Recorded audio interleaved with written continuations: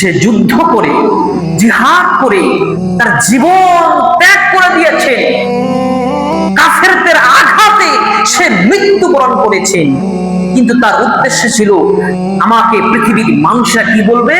শহীদ বলবে। আমাকে পৃথিবীর মানুষরা কি বলবে? হ্যাঁ, শক্তিশালী মানুষ বলবে, বীর পুরুষ বলবে। এই মনোবাসনা নিয়ে যুদ্ধ করেছিল। তার জন্য আল্লাহ তাআলা এদেরকে ধমক দিয়ে বলবে, তুমি মিথ্যা বলেছো, তুমি আমার জন্য করনি। তখন ফেরেশতাদেরকে বলা হবে, এদেরকে তোমরা উবুর করে জাহান্নামের মধ্যে ছেঁচড়িয়ে ছেঁচড়িয়ে তুমি জাহান্নামের মধ্যে।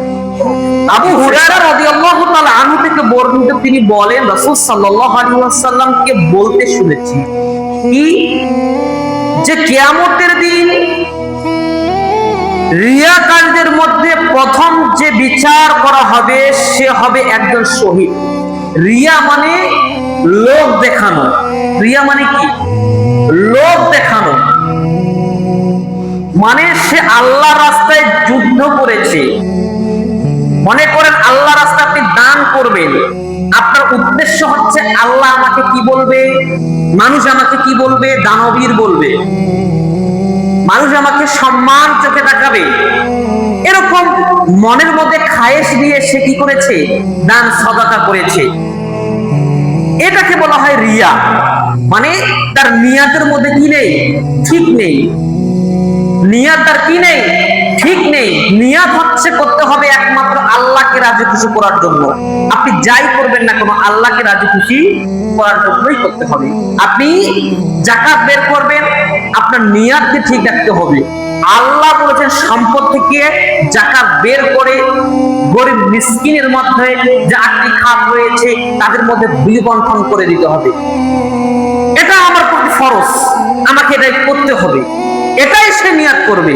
এর বাইরে যদি আপনি দেখা গেল আমি দিলাম তাদেরকে, আমার সম্পদ থেকে অর্থ সম্পদ বের করে দিলাম, মানুষ আমাকে দানবীর বলবে, মানুষ আমাকে ভালো বলবে, এই যে এরকম মন মানসিকতা নিয়ে যারা যাকাতকে বের করবে বা অন্য কোনো কাজ করবে, এদের কথা বলতেছে রাসূল সাল্লাল্লাহু আলাইহি ওয়াসাল্লাম। তিনি বলতেছেন কিয়ামতের দিন সর্বপ্রথম এক রিয়াকারীদের লোক দেখানোর জন্য, তাদের নিয়াতের মধ্যে গলত থাকার জন্য ওদেরকে দেখানো হবে। তাদের মধ্যে একজন হবে শহীদ। কে? শহীদ। সে আল্লাহর দ্বীনকে জমিনের মধ্যে স্থাপন করার জন্য, তার দ্বীনকে চলমান রাখার জন্য কাফেরদের বিরুদ্ধে যুদ্ধ করেছে জান এবং মাল দ্বারা।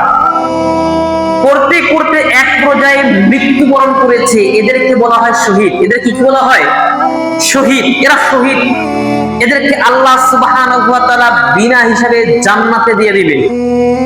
কিয়ামতের দিন এক শহীদকে আল্লাহ তাআলা ডাকবেন, তাকে আল্লাহর দরবারে হাজির করা হবে এবং আল্লাহ তাকে তার দেওয়া আপন নিয়ামত, অর্থাৎ এই ব্যক্তিকে আল্লাহ তাআলা যতগুলো নিয়ামত দিয়েছেন, রিজিক দিয়েছেন, সম্পদ দিয়েছেন, সব কিছু তাকে বলবে। আল্লাহ তাআলা বলবেন যে তোমাকে অমুক দিয়েছি, তমুক দিয়েছি, সব কিছু দিয়েছি। বলার পরে সে লোকটি বলবে যে হ্যাঁ, আমি স্বীকার করতেছি আল্লাহ তুমি আমাকে এই নিয়ামতগুলো দিয়েছো। অতঃপর তাকে জিজ্ঞাসা করবেন তুমি এই নিয়ামতের বিনিময়ে দুনিয়াতে কি কাজ করেছো? তোমাকে যে আমি নিয়ামত দিয়েছি, তোমাকে আমি এত নিয়ামত দিয়েছি, সুস্থতা দিয়েছি, 2টি হাত দিয়েছি, চক্ষু দিয়েছি, বিবেক দিয়েছি, পা দিয়েছি, কান দিয়েছি, এত নিয়ামত দিয়েছি, চলাফেরার জন্য বিস্তীর্ণ সমতল ভূমি দিয়েছি, তোমাকে অক্সিজেন গ্রহণ করার জন্য অক্সিজেন দিয়েছি, গাছের মাধ্যমে, লতা পাতার মাধ্যমে তোমাকে আমি অক্সিজেন দিয়েছি, ইত্যাদি ইত্যাদি নিয়ামত দিয়ে পরিপূর্ণ করে দিয়েছি। এত নিয়ামত দেওয়ার পরে তুমি এই নিয়ামতের কৃতজ্ঞতা স্বরূপ তুমি কি করেছো দুনিয়ার মধ্যে? তখন এই শহীদ বলবে হে আল্লাহ, তোমার সন্তুষ্টির জন্য তোমার পথে আমি কাফেরদের বিরুদ্ধে জিহাদ করেছি এবং জিহাদ করতে করতে আমি শহীদ হয়ে গিয়েছি, আমি মৃত্যুবরণ করেছি। তখন আল্লাহ তাআলাকে ধমক দিয়ে বলবে, তখন আল্লাহ তাআলা বলবে তুমি মিথ্যা বলেছো, তুমি মিথ্যা বলতেছো, বরং তুমি যুদ্ধ করেছো এই উদ্দেশ্যে যে যাতে তোমাদেরকে বলা হয় বীর পুরুষ, তোমাদেরকে বলা হয়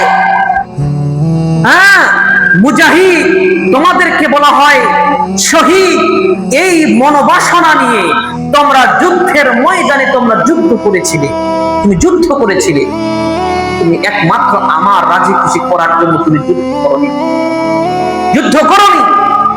এই কথা যখন আল্লাহ তাআলা বলবে, অতঃপর তার সম্পর্কে ফেরেশতাদেরকে আদেশ দেওয়া হবে। অতঃপর তাকে আল্লাহ তাআলা বলবে, যাও তোমরা এই ব্যক্তিকে উবুর করো আর ছেঁচড়িয়ে তাদেরকে জাহান্নামের মধ্যে নিক্ষেপ করে দাও। নাউজুবিল্লাহ। তখন ফেরেশতারা এরকম ভাবে ছেঁচড়িয়ে তাদের জাহান্নামে